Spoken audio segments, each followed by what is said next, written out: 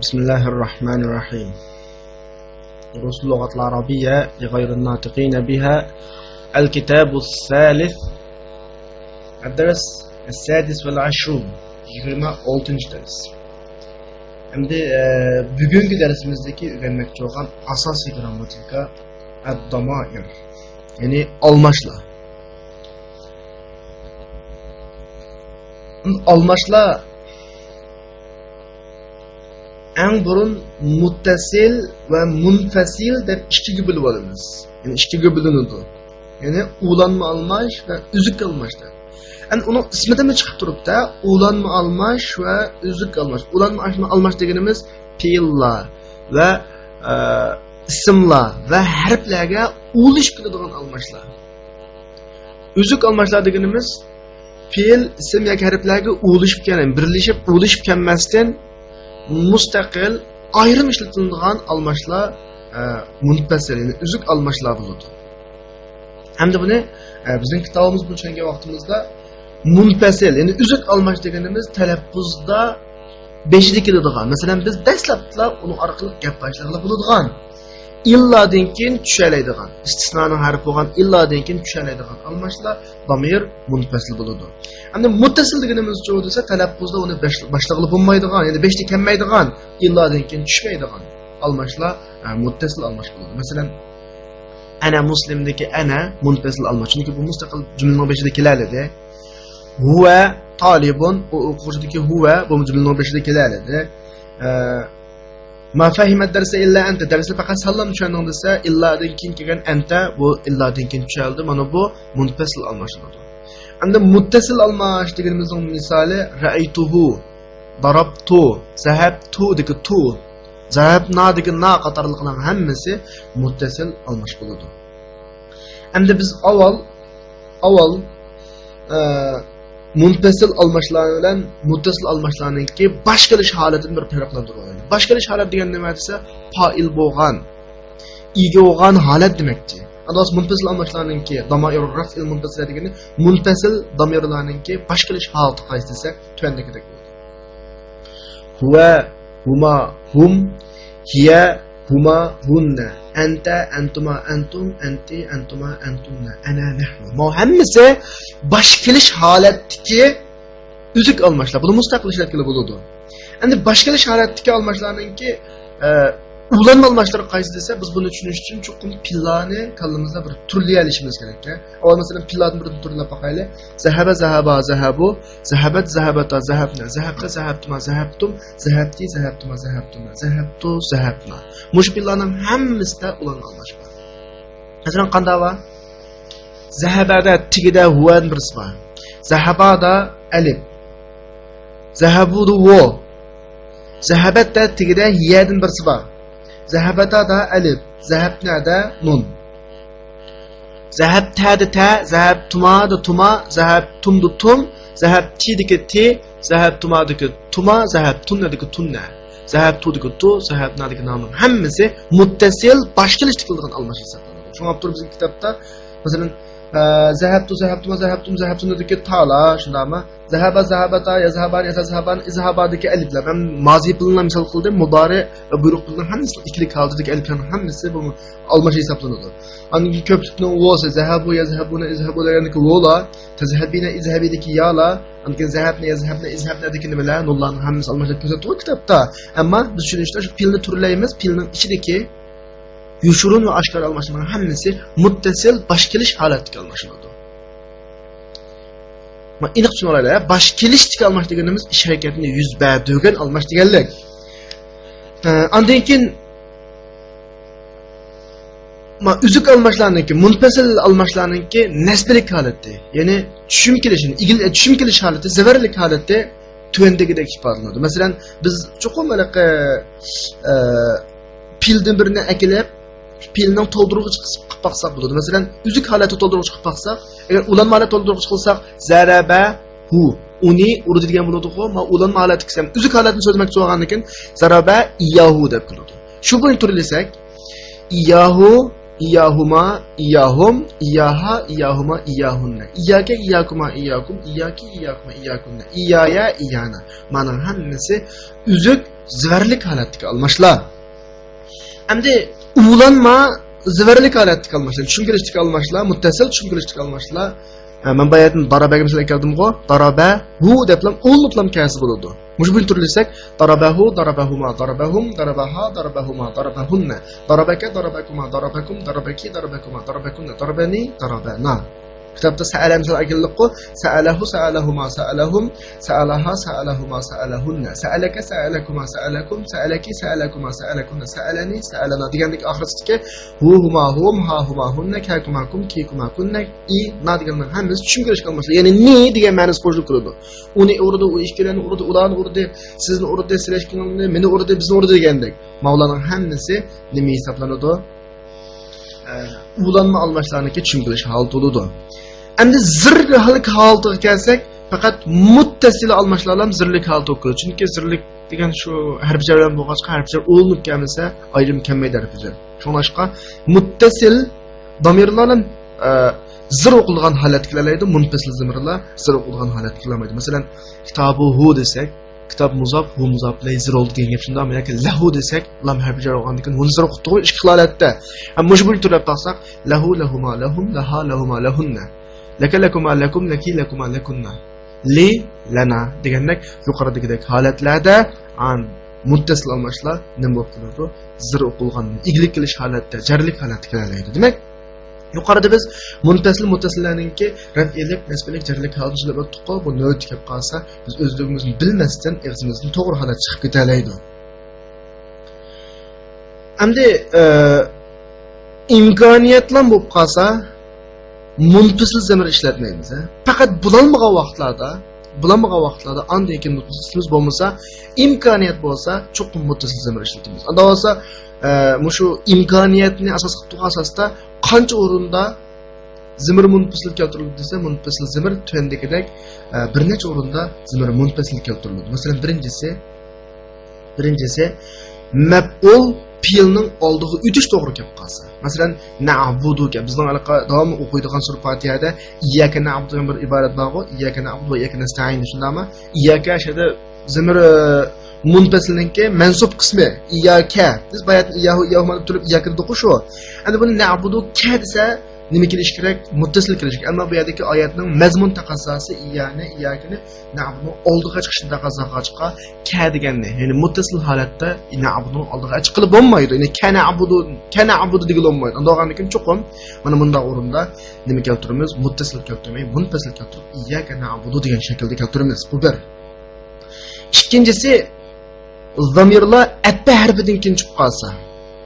Masalan, da'awtuka va iyya. Sizni va uni chaqirdim degan yerda vodan keyin chiqib qolibdi va hu degan bo'lmaydi. Shuni iyyahu deymiz. Illadan keyin chiqib qolsa, ma ra'aytu illa iyyak. Men sizni la ko'rdim degan yerda ma ra'aytu illa ka degan bo'lmaydi. Illadan keyin kapna ka bo'lmaydi. Shuni iyyaka deb munfasil kelamiz. Lekin muzafillaydan keyin chiqib qolsa, awasalatga da'vatul mudir iyana mudirninki bizni chaqirganligi sizga yetib bordimi degan o'rinda mudir muzafillaydan keyin yana zamir keltirib akib qo'ysak, u mudirning muzafillaydek vahmirib qo'yg'achqa, da'vatul mudiri na degan bo'lmag'achqa, shunga muttasil zamir akaga bo'lmag'achqa yana akilindi. Yoki muttasil zamir qilgan zamirdan keyin chiqib qolsa, masalan a'taytuhu deb bo'lgandan keyin ben uni berdim demoqchi bo'lsak, ataytuhu deb bir zani zamir kelib bo'ldi. Mushu hu dinkin ya'ni hu deb bir zamir kelmoqchi bo'lsak, qanday akilamiz? Uni muttasil akaga bo'lmasin, qanday akilamiz? Ataytuhu iyyahu yoki iyyaha. Masalan, ayna majalatul mudir. Mudirning jurnali qanday desa, uning javoban ataytuhu iyyaha.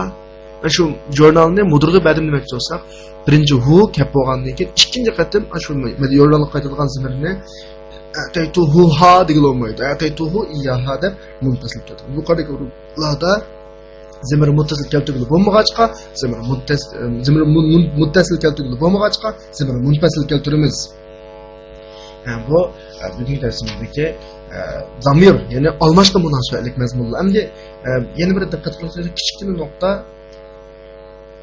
mastarlar biz sulasi mujarradning mastarlarini har xil dedik. Inshaalloh kitobning oxirisida mastarning shakllari bor, ammo bugun ko'rib qo'ydig'imiz fa'il o'lchimidami mastar keladi. Masalan, darsimizning tekstimizning ichida yusma'u raninul jaras deb bir narsa bor. Ya'ni qo'ng'iroqning jiringlagan ovozi, chilingan ovozi anglanadi deb. Bu yerda ranin fa'il o'lchimida ya'ni bu mastar bo'ladi. Shu mastar ekanligini tushunib olsak bo'ladi. Bu nuqtalar tushunishib bo'lgan bo'lsa, tekstni o'qib tarjima qilib tahlil qilib الدرس السادس والعشرون. يا أسامة، المراقب يطلبك في مكتبه، أريد أن آخذ معي زميلي هذين. لم يطلب المراقب إلا إياك، أخشى أنه نسي، إني وإياهما مشتركون في مسابقة السباحة. خذهما إذن. أين كتاب المدير يا إبراهيم؟ أعطيته إياه. وأين دفاتر الطلاب؟ أعطيتهم إياها. وأين مجلتي؟ أعطيتكها. متى أعطيتنيها؟ أعطيتكها أمس في مكتبك. أخذتها ووضعتها في الدرج. نعم، الآن تذكرت. ما اسمك يا أخي؟ أإياي تسأل يا أستاذ؟ نعم، إياك أسأل. اسمي عكاشة، التحقت بالمعهد اليوم، والتحق معي 3 طلاب من بلدي، هم في فصل آخر. يا أستاذ، أرجو أن تساعدني، فقد فاتتني دروس كثيرة. سأساعدكم وإياهم إن شاء الله. لن ننسى مساعدتك إيانا أبدا إن شاء الله. أراك تجيد اللغة العربية. من علمك إياها؟ علمني إياها أبي. اقرأ الآيات يا حامد. يستعيذ ويبسمل ثم يقرأ إياك نعبد وإياك نستعين. وقضى ربك ألا تعبدوا إلا إياه وبالوالدين إحسانا. يخرجون الرسول وإياكم وإن أو إياكم لعلى هدى أو في ضلال مبين. يسمع رنين الجرس. هذا يوم زيارة المدرسين إيانا في المهجة. ننتظر المدير وإياك بعد صلاة العصر. سنزوركم إن شاء الله. Endi bir gap unutilib qoldi Zimir to'g'risida. Daraja jihatda o'xshash bo'lgan. Daraja jihatda o'xshash bo'lganligini har ishkilisi g'oyib zamir, ya'ni 3-shaxs zamir, yoki har ishkilisi 2-shaxs zamir, yoki har ishkilisi 1-shaxs zamir bo'lib qolsa, buni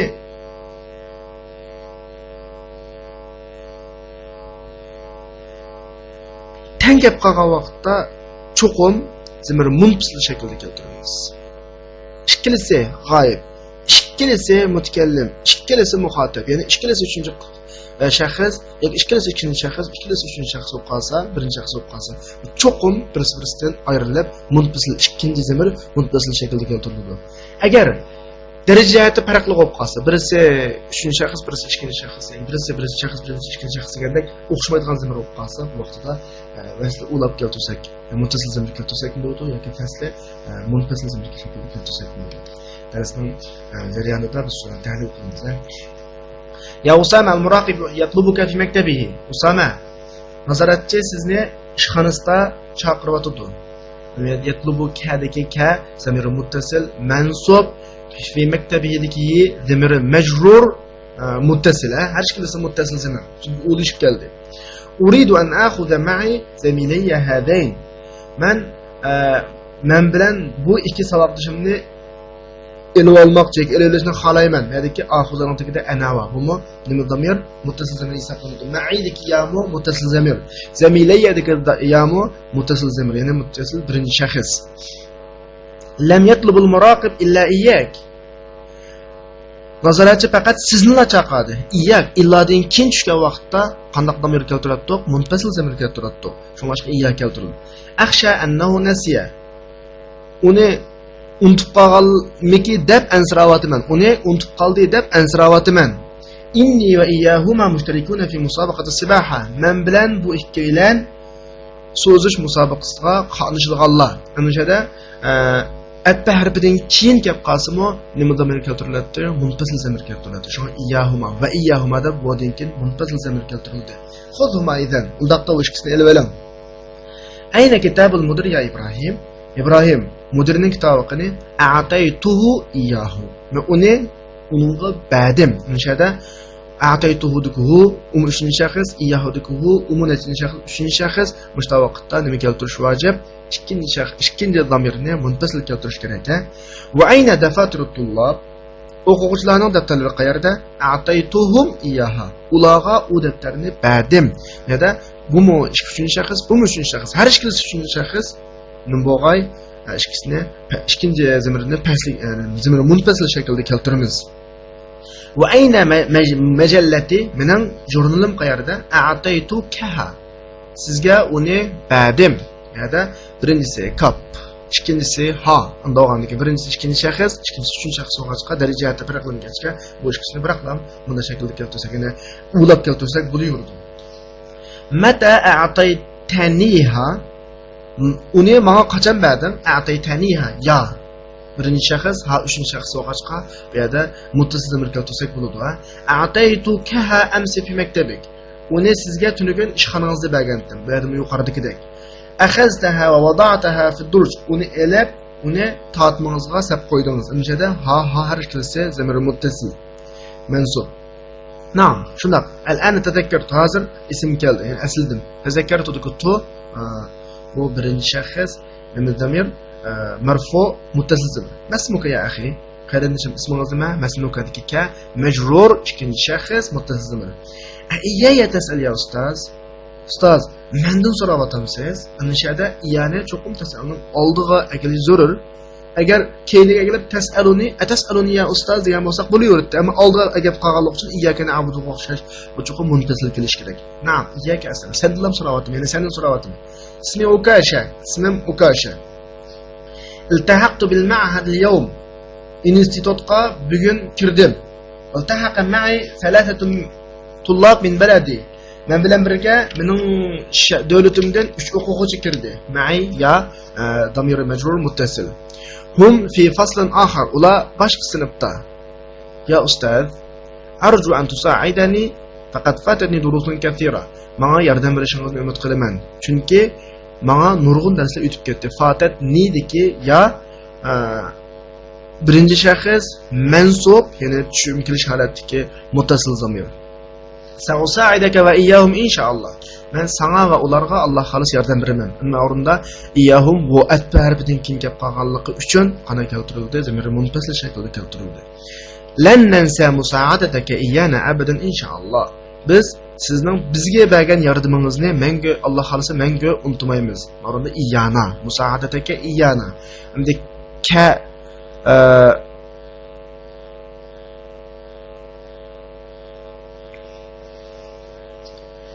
musaadata kadiki kap ikkinchi shaxs, iyanadagi birinchi shaxs ikkisi o'xshamagan vaqtda muttasil keltirsak bo'ladi, munfasil keltirsak bo'ladi, to'g'ri? Munfasil keltirildi.